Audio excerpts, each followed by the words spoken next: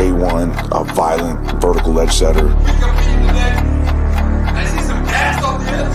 Get that mindset to put your shoulder on somebody. Dig, drop. You're finished. Hey, burn down. This is a weird kid. Worse than that, sorry.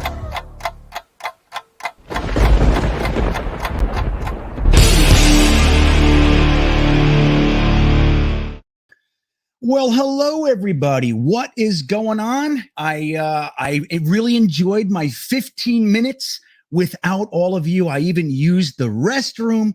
It's like a whole new world. Here I am. This is GreenBean, and this is the return of the After Hours Jets Fest, our little shindigaloo that we do to kind of cover some topics that we might not have gotten to in the Talking Jets panel. But tonight is an interesting one that I did not foresee taking place. So this is what you guys wanted. This is what you guys were asking me for. We did not know how it would be addressed, but some things were taking place 2 weeks ago. Here we are. I have him for you. I'm staring right at his face right now. Connor Hughes, formerly of The Athletic. We don't know where he is now. Let's bring him on and let's cut through some baloney together. How's that sound? Let's welcome him in. Connor Hughes, how you doing, my friend? I'm doing well, man. I don't think anyone ever expected to see GreenBean and Country Club on the same chat here, but I'm excited to do it. I'm excited to chat. I'm excited to talk about everything we're going to talk about tonight, which will be fun. Yeah, it's really cool, man. And it is funny because I didn't know, like I was actually running a live stream 2 weeks ago. We do a Thursday thick of it. And I was getting all these alerts, these texts and DMs, and I didn't know what it was. And it's a funny thing because when that happened that night, there were some comments and some tweets and things like that. I never thought that this would be the conclusion, but I'm going to give you credit for that. And this is one of the things that I like to do is, where things are due, where credit is due. I like to give it. You reached out, we talked, and we came to this solution. Yeah. And I appreciate that. And I respect that. And that's why I wanted to have you on. And I don't think there's too much we're afraid to talk about, but I really do give you credit, man. I appreciate it. And thank you for coming on. Yeah, no, I appreciate you, man. And like I said, I'm many things. Hot-headed is certainly one of them. I know I try to keep that off of social media, but obviously, like, the tweet was innocent enough that you had sent out. It just, it hit home with two sore subjects. Obviously, that draft report on Sauce is one that I'm not mad at anyone else. I mean, I've talked about it on my show where it was, or my old show, I should say now. But I talked about that where I just, you believe the wrong thing. I didn't vet it with enough people, and you run with something with somebody that you trust. And unfortunately, it was kind of one of those where, you get slapped in the face, and you get caught with mud on your face, and you're angry about it and furious about it. So to kind of, I mean, you could have literally said anything else, and it would have been like, oh, haha, it's just another fan who, look, I know I rub some people the wrong way with I take social media a little differently, and I know Nets fans particularly do not like me, but it could have been anything else. It would have been like, okay, whatever, just another fan who doesn't like me, but it was just that one triggered me. And I remember when Marissa had brought it up on mine, I went off. But the one thing that I was pissed about after the fact, like when I listened it back, was like, and I don't know how many people know this about me, but I got my start on a fan website. That's where I got my beginning was, I was in college, and I knew I wanted to be a beat writer, but there was no New York Post, New York Daily News, the Star Ledger. They weren't going to hire some 20-something-year-old kid at Monmouth to cover the NFL. But I thought if I could get a credential from anywhere just to put my name on pro clips, I could show I could do it. So that when a job was open, I'd be able to say like, hey, look, you don't have to think I can do it. I can show you clips to do it. And Big Blue Interactive was an outlet that gave me an opportunity. SB Nation was an outlet that gave me an opportunity. So when I kind of dropped some comments about a fan website, and you deserve a ton of credit for the way that you've built this page up, and there's certainly a lot of credit that everyone who decides to go this route does. So I felt like kind of like I said, on many things, a dick is not usually one of them, but I felt kind of dickish when I threw that comment out there. So I wanted to reach out, apologize. And obviously, I didn't think it was going to go this route, but obviously we're here and we're going to talk some Jets, talk some media, and just kind of, hope, like my goal is honestly to hopefully kind of come out of this from the contingent of the fan base that doesn't necessarily like the media or appreciate the media or anything like that, kind of just bridge the worlds, you know what I mean? Because in my experience, usually just talking kind of clears a lot of that stuff up. Well, right, man. Social discourse. I'm a big believer in it. Just like I shared with you in our initial text stream. It's like, look, I This is an avenue. Look, I'm in recovery. I just celebrated 12 years without one hit of crack, not one in 12 years. So it's like I have this methodology I subscribe to, and it's like, look, if you want to find a solution, I will meet you there. And that's one of the things. So, and it's a funny thing you brought up. There is a large contingent of the fan base, and I'll keep it to Jets because that's the fan base I can speak most accurately about. I am of this fan base. So there is a large contingent that is critical of the media. And I'll share with you, if you don't already know, I am way up top of that list. Now, I've been a Jets fan since 1981. I've been around a long time. I actually remember, maybe not the exact day, but I remember when you were a newer guy for about a year. I really liked you. I did for a year. And then it started to turn. And I lumped you in with the rest of the guys. I know we can leave names out if they come up. They come up, but I don't want to bring anybody else in. But there's a large group of New York media. So my first question to you will be this: there is a reputation that the New York media has there that it's tough to play in New York. Now you have the fans, but you have the media. And one of the things I'm critical of is the way that I perceive it is that the New York media feels that they are supposed to keep up with this reputation, that they're big, bad, tough, they're difficult, and all that sort of stuff, that they will drag young 22, 23-year-old men through the mud because of their reputation. So my straight up question is, do you feel like that's accurate? Do you think that you guys, your peers, are kind of trying to hold up this moniker, this reputation that the New York media is a big bunch of badasses? No. And the honest reason is that look, there is a very, very big difference between, honestly, I should say I'm not a great person to answer this question because I've only ever known the New York media. So, this is the only place I've ever worked, but I have seen how things work in Seattle from the one benefit of working for The Athletic is I've gotten to know reporters all across the landscape. So, and I've had friends who have worked here that have gone elsewhere. There is definitely a difference between covering the Jets and the Jaguars. You know what I mean? There's definitely a difference in San Francisco. It's even as much as you can go as far as Robert Saleh. And when he went from San Francisco, Kyle Shanahan didn't want his assistant coaches to talk to the media. It was his thing. It was, you get offensive coordinator, defensive coordinator, you don't get positional coaches. So when Robert came here, he took the same stance of my positional coaches are not going to talk. And it was pretty early on that Costello, Cimini, guys who were pretty veteran were like, no, according to the PFWA guidelines, these guys are required to speak to us. So they are going to speak to us. And it doesn't matter how things worked in San Francisco or what their media were okay with you saying. This is how it's going to work. But the badass mantra, the like hard hitting, die hard, like we're going to beat you up. I did some in the Giants media room. I've obviously been in the Jets media room my entire career. I think some of that is overblown. I don't know if other media outlets are afraid to ask the hard hitting questions. That's something where if it needs to be asked, it's going to be asked. And if there's a problem, it's going to be addressed. There certainly is no pulling punches. And maybe it is one of those things where if a coach is nice in other, coaches are nice in other markets to some media, they'll have a favorable pen. That's certainly not what it's like in New York.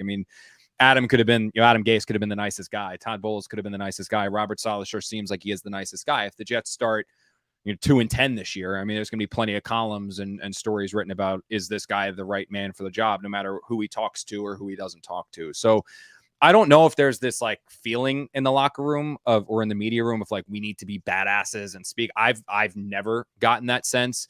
But I do know there is a dramatic difference between here and like Jacksonville and some of the smaller media outlets, and maybe some of the harder hitting questions come because there maybe isn't that allegiance to the team like there is so many other markets. When you're in Jacksonville, to some extent, when you're in Philadelphia, when you're in Seattle, you're usually born and raised in those areas, and you grow up, and then you grow up in Seattle, and then you work for the Seattle Times. When in New York, it's the number one media market in the world, and you have so many people that just want to work here, so you have constant transplants. I think Cimini is probably the only real local guy, or maybe Kaz is the only real local guy. Andy's from Detroit. Daryl Slater, when he was here, was from South Carolina. I'm from South Jersey. So like you have people from all over the place that converge on here just to work in New York. But I've never really gotten that sense of like, you talk to a player and you want to put your foot down and be like, hey, mother effer, I'm the New York media. I'm the big mag New York media. And honestly, man, one of the reasons for that is you need to have relationships in this field. And if you're just slinging mud at somebody or hating somebody or ripping on somebody continually, they're never going to talk to you. And if they're never going to talk to you, you're going to fall behind others. So there's like a respect factor between you and the person you're talking to and the person you're working with and working to. But I've honestly never gotten that feeling or that sense. Yeah. Well, so maybe someone's there. I'll tell you what, I'll tell you this. It has been significantly different since, and we won't drop names, but when the Daily News made the change that they did, that's when things changed dramatically in that media room. That's when there was a tense feeling. Sometimes the stance of, just watch any of Adam Gase's press conferences in 2019. Watch any of them and then watch any of the ones that Robert Saleh has given. And there's a dramatic change in tone. There's a dramatic change in feeling. And it's more because that agenda-driven question asking is gone. And there was one that did it regularly. And I like to think the rest of us are not in that boat. If there's a tough question, we're going to ask it, but it's not like we're out there looking to bury somebody. Yeah. And it's interesting, man, because I appreciate your answer. But if I may expand, go ahead. It's not that I think the media is going to go up to a player and strong arm them. It's more about a smile to the face and a snaky, kind of a thing. That's, behind, like when I sit down on my laptop, that's when the venom comes out and all that stuff. Like for example, there are numerous players that, Jets fans, we go through a draft. We got these young kids. They're 20 years old to 23 years old. And we're trying to see if these guys could actually make something of themselves. We're rooting for them. We want them to develop. And then we see stories that literally, with due respect to you. I know. You can bring up some of mine. That's fine.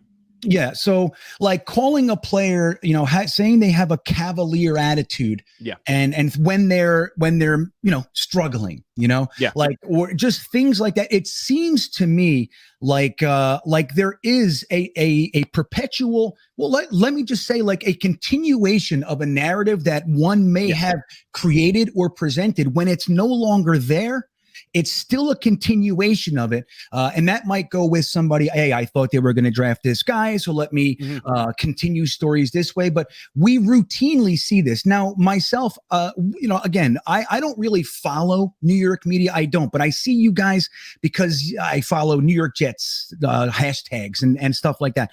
So I see stuff. But there is a collection of tweets that I have just for reference points of actual personal, like talking about players on a personal level. And I find that to be shitty, man, for a 22-year-old guy trying to make something of himself.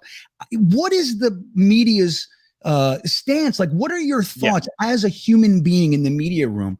Like when you talk about a player like that, what's the motivation for that, man? And I have to, I'll say, like, I'm naive to the pressures from down, from up top of you. I understand that. Yeah. At the same time, there has to be a line, in my opinion. And I find it to be kind of, again, the best word is shitty, to talk about a player on a personal level. What do you think about that? Yeah. Real quick. If I look away from the screen, I've been caught up not making eye contact before. I got LASIK yesterday, so my eyes are still a little like. No, I'm reading the chat the whole time. Yeah, that's fine. So if I look away, it has nothing to do with that. I'm trying to not have constant computer screen contact. But you're good, man. So now you will have some reporters and some people just take personal shots. You've seen it before, and I've seen it before. The one thing that I have always, and it probably comes across weird with fans sometimes, that we are having, I would say, routine and regular. If you're good at your job to an extent and you've built relationships in the business, what I found is that, and this might be different with some, because there are some, and this is the fan contingent, guys like Nania, Michael Nania. I don't know how to pronounce his last name. I mean, that kid, like his X's nose, like that's unreal. And you have other guys, like we have people at The Athletic who just crunch film.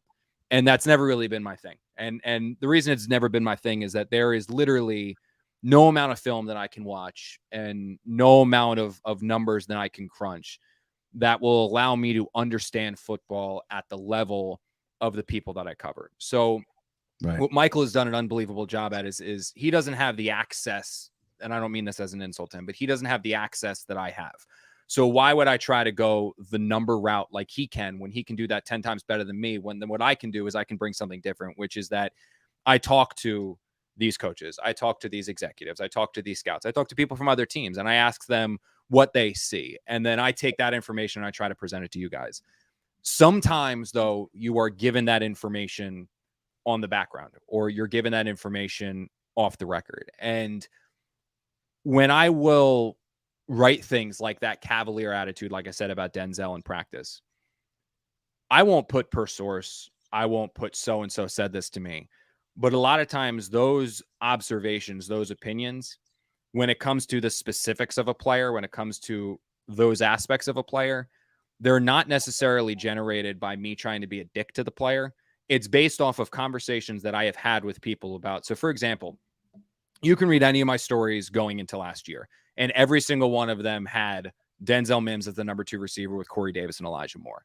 So when camp starts, OTA's mini camp starts, and Denzel's 4, and then all of a sudden he's 5, and then all of a sudden he's 6, and then all of a sudden he's 7, I don't get it. It doesn't make sense to me, because I saw this guy as he's your second round pick. Guy's 6'3", 6'4", showed that he can play to an extent last year, has that 50-50 ability. It's supposed to be Corey one side, him on the other, Jameson in the slot, Elijah working in, right? And then eventually Elijah's probably going to take over for Jameson. Or we thought there was a chance the Jets cut and or trade Jameson, and Elijah just takes over. So when you have him 4th, 5th, 6th, at one point, like 9th off the bench, it doesn't make any sense. So you start making your calls to the people within the team that you trust. And I know a lot of people get on this about, like, you know, it's such a tight-knit ship. No one talks to anyone.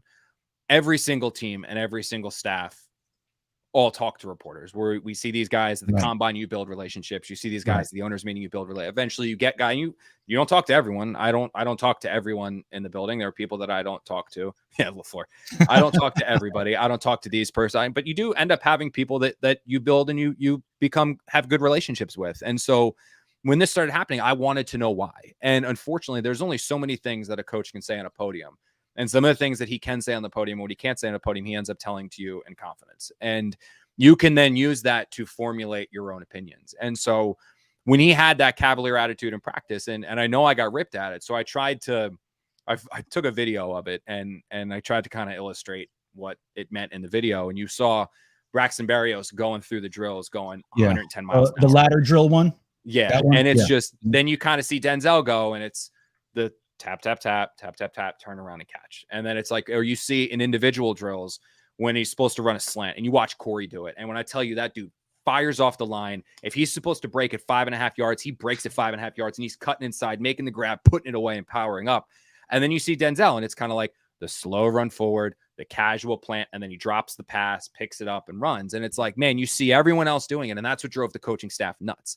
That's what drove them crazy, was they saw this guy with all the talent, and their way of trying to motivate him was put him 6th, put him 7th, put him with the 3rd team, put him with the scout team, try to light a fire under his ass and see if something finally clicks. And with him, and every player is different and every kid is different, I don't know this for a fact, but it almost felt like Denzel was the one that kind of needed to be taken under the arm and be like, look, dude, it's good. And instead the Jets tried to motivate him by being like, let's effing go. Like, let's get this going. And it didn't. And instead it had the adverse effect where he ended up going into a shell, and it made it even worse. But the cavalier attitude was not me trying to be a dick coming off and saying it. It was based off of conversations that you have with people about said player that you then put out there. And unfortunately, sometimes when you have those conversations, you can't say per source. You almost write it as fact, knowing that fact is coming from somebody that you trust, if that makes any sense. I mean, that's the approach that I've tried to take. Yeah, that's interesting to me. Now, and I appreciate the answer. And I remember the clip, the ladder drill that you're talking about. And what I found interesting too is I think that was, and I'm going to pull a number out just because I think I remember saying, I think that was 12 days after COVID. Maybe it was, maybe not. Maybe my brain is broken. Yeah, I think it was 12 days after COVID. So why isn't there any inclusion? Like when you talk about a guy who has 4 years in college, 3 years, and not to make this about Denzel Mims, I have a whole bunch. Just the first thing that came up, but you know, he has 3 years in college that were very, very successful. Never an issue about ethic, work, working, all that stuff comes in. Rookie. It came out this year. It wasn't even a problem when he was a rookie. It was this year where the effort and stuff was popping. Yeah. out. So why not? And I'm not a journalist, so I'm sincerely asking you, why not try to dig into what is wrong. What is like in the article saying, this guy, he's had this year, something's wrong. Now he did lose 20 pounds with the food poisoning, then he gets COVID. Something's wrong. We should support this guy. Now, look, if it bleeds, it leads. I get it. Yeah. I do. But why is there no effort to maybe make it a little bit more constructive and, if dare I say, even helpful for a young player that Jets fans, the Jets organization is counting on, as opposed to putting up the video and just saying, look at the difference in Denzel Mims compared to Braxton Berrios and all that. What do you think? Why isn't there some effort to kind of dig a little deeper and, be a journalist, and not just you? I'm just talking about in general. No, I got you. No, so I mean, this is probably the background stuff that you guys don't necessarily see, is that we requested Denzel to talk for those conversations. Me personally, both one-on-one and then as a team, we asked for him. I'm not kidding. I want to say every day at training camp, and it was no. I mean, Denzel didn't want to talk to us, and this actually goes back because I did it. I still have the documents saved, and when Denzel was a rookie, I did a 30-minute conversation with Denzel about the relationship that he has with his grandmother, who was the one who was a really influential part. I mean, again, as deep as he's dreamed about his first touchdown because he's going to give the ball to his grandmother. And we finished this conversation. It's a great conversation. This is a feature. This is a great feature on the kid his rookie year. And I go to the Jets. I'm like, all right, I need to talk to his grandmother for the story. And Denzel goes, no, you can't talk to anybody else. I'm like, well, and that's his right. 110% that's his right. He has the ability to say, do you want to, if I asked to talk to his mom, his dad, his grandmother, his brother, his sister, anybody, it's his right to say yes or no. But it's just, he's a very, very guarded human being, and he does not want people talking into his background, and he doesn't want to talk. So when Denzel's having these, like you said, there aren't these problems in college. His Baylor coaches loved him. The first year, Adam Gase loved him. Right. And now suddenly we're in this year, and these cavalier attitude in practice, the uninterested in meetings, the zoning off suddenly pop up. So we're digging. We all find out that this is why he's not playing, that he's rubbing the coaches the wrong way, and that he has this attitude and this mindset that he doesn't seem like he wants to be there. He doesn't want to be there. And then we reach out as reporters, say, okay, let's now talk to Denzel. Let's figure out his side of the story. And there just isn't that willingness for him to talk. He was almost and some players are like that. They're like, look, you're going to rip me when I'm good, you're going to love me when I'm good, you're going to rip me when I'm bad, I'm just going to go out there and play. But I think from Denzel's standpoint, it didn't mesh with this coaching staff. That ended up being it. I don't think Denzel is a bad person. I mean, it was more the whole cavalier attitude is that's why he's not playing, is that he has these cavalier attitudes in practice. He has these I don't really care and attitudes in practice that the coaching staff is like, okay, if you don't, then we're not going to play you. And then when he finally does get his chance to play is when you see the false start, right? And then there was the legal procedure. And it's all of this, the Jets coaches finally put him on the field almost out of necessity. And then this is what happens. And it's the frustration and the anger and the angst of why is he not playing? And you can get that side of it from the coaching staff because they're the ones who are like, this is what's going on in the building. This is what's going on in the meeting rooms. This is what's going on in the practice field, which you don't see. That then you flip it on the other side. You go, okay, Denzel, why? And Denzel's like, I don't want to talk. I'm good. And it was just, again, some players are like that. Some players just do not want to talk. And it's some are open books.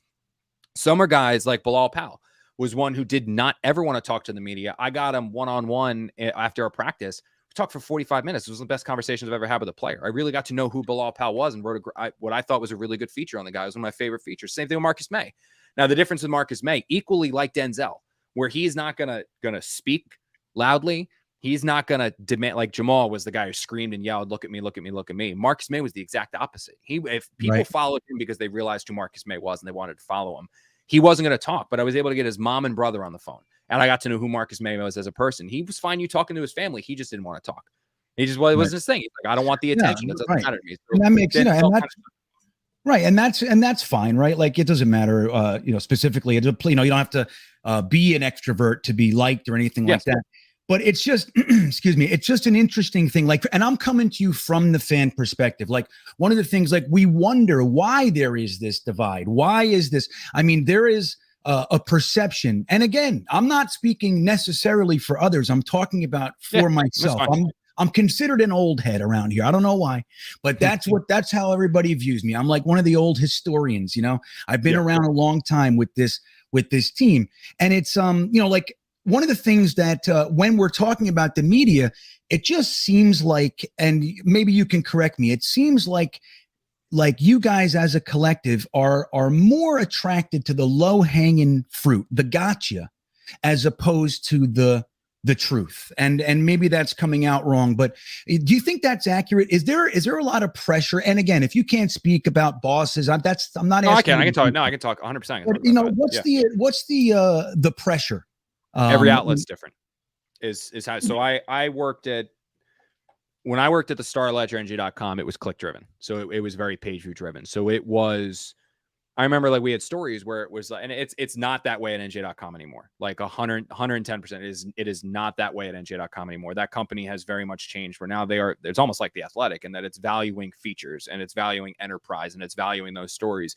And you're seeing Andy Vasquez, who works there now, you're going to see him start churning that stuff out because that's now the focus of NJ.com. But when I was there, in 2016 and 17, it was page views were the priority. They wanted page views and you wanted clicks, and we had page view quotas that we had to hit. And it was every single time you talk to a player, get a broken story out of that, get a headline, get something out of it. And then when I went to The Athletic is when it changed and it became about the story and about the telling it and all about that kind of a thing. So there are some outlets and some situations, and our friend we were talking about at the Daily News was obviously kind of the king of all this, where it was about what was going to click, what was going to create controversy, what was going to get all eyes on it for good or for bad. And one of the things that like sometimes does hit me is when people like call me the clickbait guy or like say like, oh, you're looking for clicks, because that's honestly never been my thing. But you don't feel like that's you.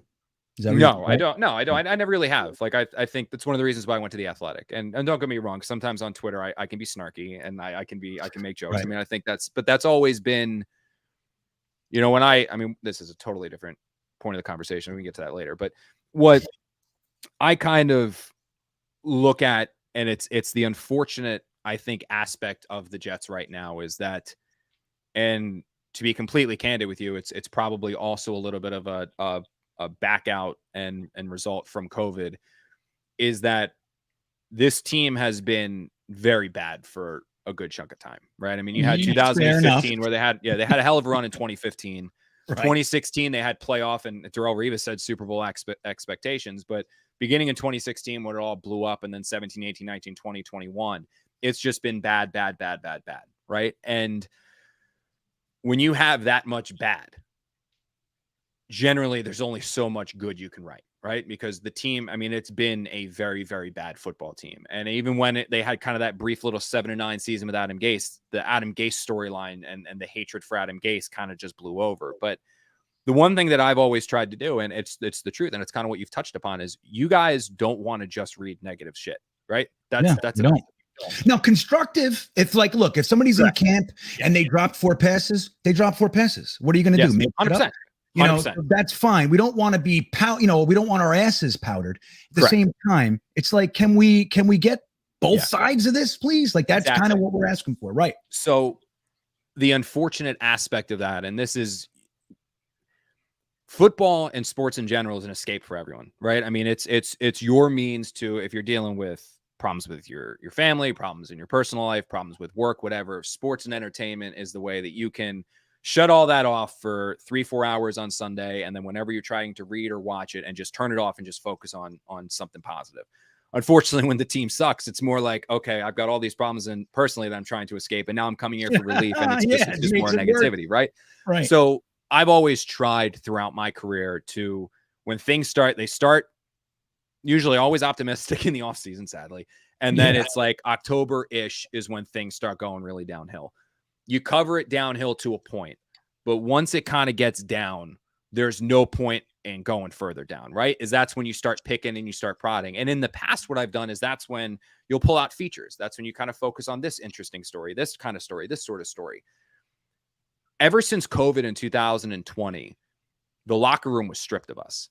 So that was the time when we would go into I would go into the locker room, and I would find, I remember once I wrote a story on Christian Hackenberg when he wasn't playing, and I just talked to him about life, waiting for his opportunity. The Jets were whatever they were that season, out of the blue, you write a 1,500, 1,200 word story on Christian Hackenberg motivating. It's like, oh, future, here's a cool story on our quarterback. That was from being in the locker room, seeing Christian by his locker, going up and just bullshitting with him for 25 minutes. Right. Those stories are how you grab from being in the locker room.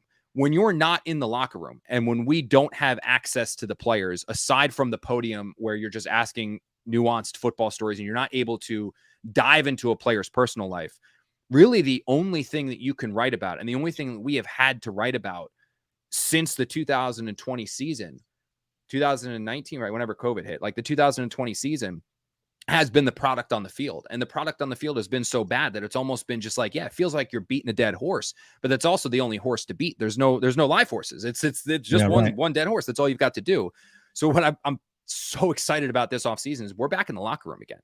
Like we are back in the locker room for the first time since 2019, where I'm hoping, you guys all know, like I'm not a Jets fan, but I want this team to be freaking good because I want to cover a winner. And it's like, if they start going down though, we'll have the locker room to where you see George Fant in the corner. You can go bullshit with George Fant. You see Jeremy Ruckert in the corner. You can go bullshit with Jeremy Ruckert. And like those casual conversations, or you can pull these interesting feel-good stories out of where maybe you didn't think about Trayvon Wesco much before this year, but suddenly you talk to him for 35 minutes, you get a really cool story. And instead of writing about the 12 things that went wrong in the Jets' 35-7 defeat to the Bills, you've got they lost this game, but here's a feature on Trayvon Wesco who caught 3 passes for 25 yards. But you know what this is? He just proposed to his girlfriend, or he just had a baby and his baby was in the stands for like something along those lines. And right. It's been unfortunate. I think it's gotten so negative, and it's been to a point. I mean, Salah kind of changed things slightly and some good feels changed that slightly, but it's been such a combative, I feel like, relationship between a contingent and a large sector of the fan base and the media, because it feels like all we are is negative. But it's almost like the negativity stems from the fact that all we have to write about the last 2 years is the product on the field, because we haven't had access like we have had before. When now that access is back, and it's like, let's go. Like now when things go bad, I don't want to write negative shit. I want to write positive stuff. People don't want to read negative stuff unless it's like really, really negative. Then like it's more like the shock factor. You want to write those positive stories, and hopefully now we'll get that opportunity. All right, that's a fair answer, man, and I can appreciate that. I want to tell the guys in the chat, number one, thank you for being here. We're here with Connor Hughes, formerly of The Athletic. I don't know if you've officially announced where you're going yet. I can't till August 1st. Yeah. It's just like that's when my contract starts. So it's like I think a lot of people have guessed it already on social media. I just can't make a formal announcement for like legal reasons, because it's your company can't stay it until I'm officially starting. So I'm dying to say it. It's on. I have the tweet drafted and all that. It's ready to go. Just waiting in your dress. Yeah. Well, I just wanted to make sure. I wanted to give it. If you were out there, I wanted to at least say it for you. Yeah, I appreciate it. But we're here with Connor Hughes. I want to just tell you guys, I see a few super chats coming in. I'm going to get to them in a minute. There's just a few areas I want to bust his balls on a little bit first, and then we'll get to your super chats. And thank you. I do appreciate it. And we will get to all of them before we wrap it up. Now, let me ask you this question. Yeah. How did you feel seeing Mekhi Becton walk up all svelte, looking like $6 million of prime beef? How did that make you feel today? Because I tell you, a month ago, I heard he was over 400 pounds, man. So, and again, I'm not there, right? And I understand that. But the Boomer Esiason saying the Jets are going to cut him because he's 420 pounds. And now he walks up. We saw the dentist picture last week. Everybody said it was photoshopped. And then we see him today and he looks like $1 million. How's that make you feel? What do you think of that? What's going on there? Yeah. So, I mean, I'll just tell you exactly how it all happened, because I thought it, like I've seen this, like you said, Mekhi was fat last week and now suddenly he's not fat. I've been very straightforward with that report. And I'll continue to say, because it's been the same thing I wrote and said on the podcast back then. And like I said, again, I'm not like freaking crying here. I just staring at the screen the longest I have in a while. I'm like, I know I have a bright light. Dude, yeah, I had my ring light on and I turned it on for 2 seconds. I was like, that's not going to work. That's turning on. Yeah. My eyes are killing me. I was just live for 2 hours. I'm with you. I can appreciate and respect your. Yeah, I was going to come on in sunglasses, but I thought that'd look like really douchey. So I was like, I'm not going to do that. Oh, that would have been great. That would have been great. So look, Mekhi shows up to minicamp, obviously, and we all look at him and he looks big at minicamp. But obviously, like I said, as much as pictures can make you look small, pictures can make you look big, or pictures can make you look big when you're small. It doesn't really matter. So, and this is one of the reasons why I think you probably had every single outlet have generally the same story. he comes in. The Jets say the comments that they do where they like toe the line of like, when you've covered enough press conferences, you know when coaches are saying something without saying something. And like, he's good. They never said he weighed what he wanted. We're not going to touch his weight. It's like, if he was in shape, if he checked in at 375 and was like ripped and looked like he did today at minicamp, Saleh would have been standing at that podium, flipping it over, screaming, "Have you seen how great this guy looks?" So for whatever reason, he knew he could get in shape by then or whatever. All of us did the same thing. We called the people that we know in the building. It's like, so what's the deal with Mekhi? Like, what's the case? I called the two people on the offensive side that I trust a lot, and they both said the exact same things. He's over the weight that we want. The number that I heard was that he was over 400 a week ago. So not when he showed up he wasn't 400 when he showed up to minicamp. I don't know where that came from. He was not 400 when he showed up to minicamp. He was over 400 the week before. I heard he showed up in the high 390s is what he was when he showed up to minicamp. And that shape and that weight pissed the Jets off. And the reason that it pissed the Jets off was because at his exit meeting, Robert Saleh sat him down and said, "This is year 3. This is make or break. You're either going to come out and reach your all-pro potential, or we're going to be looking for a new left tackle going into year 4. Like, this is where you make or break this is it. This is where you make or break." He goes out in the Senior Bowl, Robert Saleh, and says, "George Fant's our left tackle. Mekhi Becton needs to earn it." They did everything they could to light that fire underneath his ass. Right. He stayed away throughout OTAs because of the birth of his child. And they expected him to show up after they lit this fire under his ass. They expect him to show up in the shape of his life. And instead, he showed up at a shape they didn't like and pushing 400. Basically, the coaching staff sat back and they said, "What the hell else can we do? Like, what else can we do to motivate this guy?" The same thing that was said to me was clearly said to ESPN, was clearly said to Graziano, was clearly said to NFL Network, the New York Post, New York Daily News. Like, they were very, very open about talking about this in ways that they could not do in a public forum. Doing this long enough and having an idea of how this generally works, they said their last ditch effort to light the fire under Mekhi's ass was, "We've done it privately. We've done it between the two of us. That hasn't hit. Let's let the world know." And so when suddenly everyone's reporting it and everyone's saying it and it's all out there, it's like, okay, is this going to be what hits home for him? We don't know what else. Is this going to be what hits home for him? Did it hit home?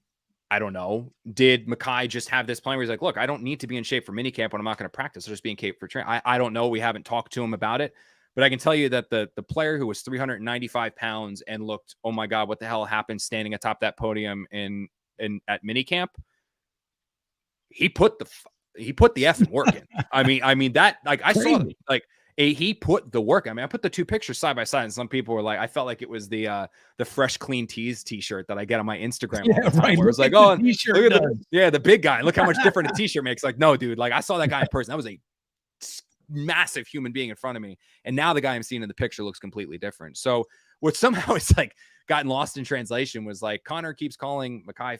Connor said Mekhi was fat last week. Connor said Mekhi was fat last week. Like, yeah, we talked about Mekhi Becton last week, but it was always based off of the shape he was in training camp or mini camp. And the Jets are holding their breath that he's going to show up in shape for training camp. And guess what? He did. Whether it was the public pressure, whether it was the coaching pressure, whether it was just him wanting to do it himself, who gives a shit? The guy showed up in the best shape I have ever seen Mekhi Becton in, because we've been talking about his weight literally since his draft conference call. His weight was a conversation on the draft rookie call. It's been a conversation every single year, and now he's stepping up. And it would not surprise me if Saleh goes up there and says, "This dude weighed in at 375." I mean, there is no doubt, because I checked in again today with the same people that I checked in with last time, and I'll read the quote I got was, I got to scroll up. "Fuck yeah, he's ready to go," was the quote that I got about him. So this is the same people that told me that he was overweight were worried about it. Now it's "fuck yeah, he's ready to go." So and I don't know if I can curse on here. So yep, you're fine. Don't sweat that one out. But like, I think that's what's like, what got lost in all that was like, we all want to know, like, Mekhi shows up, he doesn't look right. So now you go and you ask, "What's up?" You get the information, you put it out there. And I think, this is kind of like a deep way to answer this, but if you think about media 20, 30 years ago, right, there is the only way that you as a fan can absorb information from the team is what you watch on Sundays and then what you read from reporters, beat writers, columnists. And the only way for you to really talk about sports 30 years ago is if you have family or friends or you're at the bar. You know what I mean? There's no Twitter. There's no Instagram. I don't think MySpace was maybe in its infancy stage, and there certainly wasn't YouTube like it is now. You fast forward to where it is today, and you've have the dawn of social media, you know, the coming of Facebook, the coming of Twitter, the coming of Instagram, the coming of YouTube, all that stuff. It's almost taken the media balloon, which previously was just reporters, columnists, beat writers, television analysts, and it's created this completely other faction of media. And I don't mean this in a derogatory term, but you have the reporters media, and then you have fan media. And right, you have you turn on the Jets. Like basically, like you have a voice and you have a means to get it out there, whether it's Twitter, YouTube, whatever. I mean, whatever avenue you want to create your own website, like you have a means to take your voice and get it out there. And the more people that listen to you, 5, 10, 15, 100,000, 10,000, 20,000, however many people listen to you, your voice gets louder and louder and louder. And I think and it's not unfortunate is the wrong word, but the forming of like that fan media has unfortunately blurred the lines between media and fan media, in that there are a lot of fans that don't understand why reporters aren't fans, or why when Becton does show up out of weight, that we're not as reporters turning around and saying, he still has a month to get in shape. Why doesn't he have a month to get in shape? You know, it kind of blurs that, because as media, it's really just the what. It's the why. It's to tell you the why. It's to be able, okay, Mekhi Becton, this is what the Jets are saying. The Jets have said that he was overweight and out of shape in minicamp, and they're upset. That's information. It's to get it out there. It's not my job to go out, and I don't mean this in a dick way, but it's not my job to go out there and say, yeah, Mekhi is overweight, but maybe he'll get in shape for training camp. It's just right. This is the case. But now if you're a fan, like you're a diehard Jet fan, like so your stance is, yeah, he's overweight. Who gives a shit? He's got a month to get in shape. I'll worry about this in training camp. You know what I mean? So it kind of blurs those lines of the media and that, you know what I mean? And look, what's happened with Mekhi, it's the best possible thing. You know what I mean? But like, for me, I wasn't rooting for Mekhi to get down to 370 something pounds. I wasn't rooting for Mekhi to go to 420 pounds. Like, it was whatever happened was what we were going to say today. You know what I mean? So if Mekhi had shown up out of shape or stepped on the scale overweight, I would have texted the same exact people. They would have said what they said, and I would have reported it. If back in minicamp, Mekhi showed up at 370, was in the best shape of his life, I would have gotten that same information and tweeted it and reported it.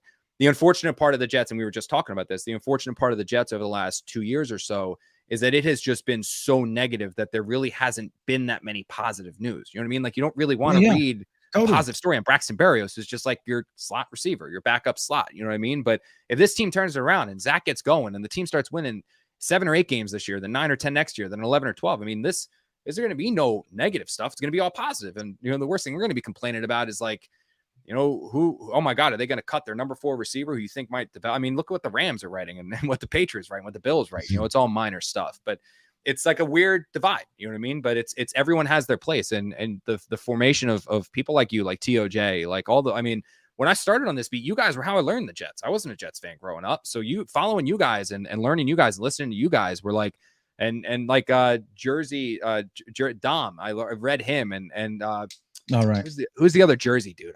He's gonna kill me because I followed him for like 8 years. He's like Jersey something, Jersey Drew. Wow. There's like Dom and Drew. I think it's him. Like, I followed those guys and Jude Truth. Like, I followed him years ago just to what are Jet fans talking about? You know what I mean? Like, you guys and you're following, you develop, you have just as much of a place as I do, but our jobs are different and the way we cover the team absolutely. Are different. You know what I mean? Right. And I think unfortunately that gets blurred sometimes. So I want to ask you this one. This is something that comes up a lot among fans. And then I want to get into the super chats and I'll let you go. It's moving fast. It's moving fast. So yeah, I'm good, dude. I got nothing to do. I'm technically, I'm going to practice. I can't, like, it's all competitive, right, competitive bug. I don't technically have an employer right now until August 1st, but I'm still going to practice just because I refuse to let Samini and Kaz get in front of me. That's just there you go. Like, yeah, there you can't let that. Well, good. That's probably best.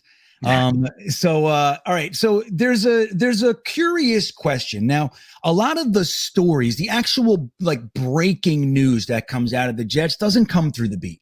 You know what I mean? So now here's my thought on it, and this is going to sound how it sounds. It's not meant to be. It's not a right hook, I assure you.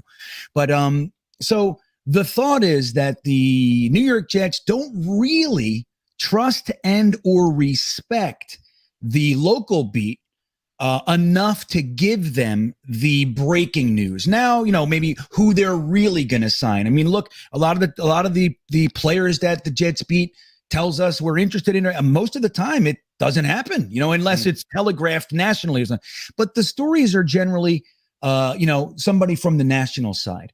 And then the beat has to reported by, just as an example, Ian Rappaport, rather than Connor Hughes given the story. And the thought is, like I said, it's because they don't think that you're going to report it in the right way. They think that you're going to go for the blood, the sharks in the water type of thing. So they reserve the real news for national media. Is that accurate? What do you think of that? Why don't the stories come out of the New York beat?